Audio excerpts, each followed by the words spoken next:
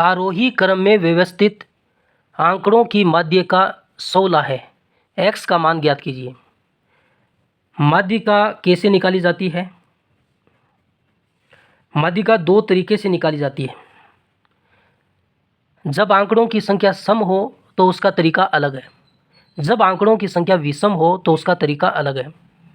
सबसे पहले आपको क्या करना होता है? आंकड़ों को आरोही क्रम में लिखना होता है। आरोही क्रम का मतलब होता है छोटे से बड़ा क्रम।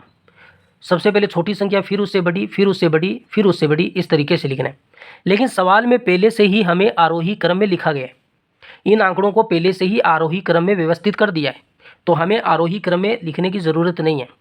हमें तो देखना है कि आंकड़ों की संख्या सम है या विषम है। 1 2 3 4 5 6 7 8, n का मान कितना है? 8। आंकड़ों की संख्या क्या है? सम है। सम है तो इसका तरीका क्या होगा? माध्यिका निकालने का। सबसे पहले हम बात करते हैं, अगर आंकड़ों की संख्या विषम होती है तो क्या करते हैं? विषम होती है तो कुछ भी नहीं करना है। इन आंकड़ों को आरोही क्रम में लिखकर बीच वाला जो संख्या है वही इसकी माध्यिका होती, अगर आंकड़ों की संख्या विषम होती।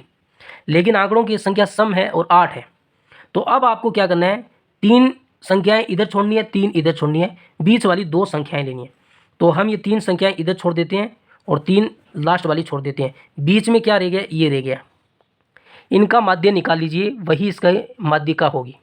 माध्य मतलब ये 2 आंकड़े हैं, तो राशियों का योग बटा राशियों की संख्या, तो इनका योग कर लीजिए, x - y plus x plus y, और संख्या कितनी है? 1 2, तो 2 का भाग दे दीजिए। सिंपल सी बात है, बीच वाली संख्याओं को जोड़कर 2 का भाग दे दीजिए।